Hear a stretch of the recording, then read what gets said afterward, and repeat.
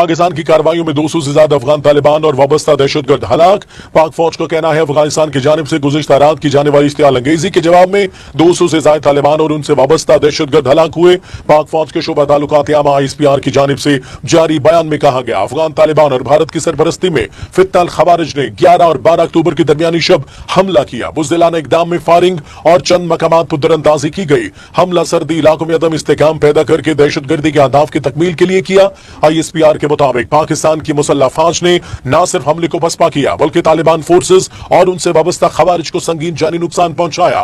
حق دفاع کے تحت پاک فوج نے سرحدی پٹی پر مؤثر اور فیصلہ کن رد عمل دیا اور افغان علاقے میں موجود طالبان کے کیمپس اور پوسٹ پر فائرنگ کر دی۔ پاک فوج کے شعبہ تعلقات عامہ کے مطابق طالبان کے کیمپس اور پوسٹوں پر فضائی ضربے اور کارروائیاں کی گئیں۔ کارروائیاں دہشت گردی کی تربیتی اماجگاہوں اور حمایتی نیٹ ورکس کے خلاف کی گئیں۔ ان فتنہ الخوارج، فتنہ الہندوستان اور داعش سے وابستہ عناصر شامل تھے۔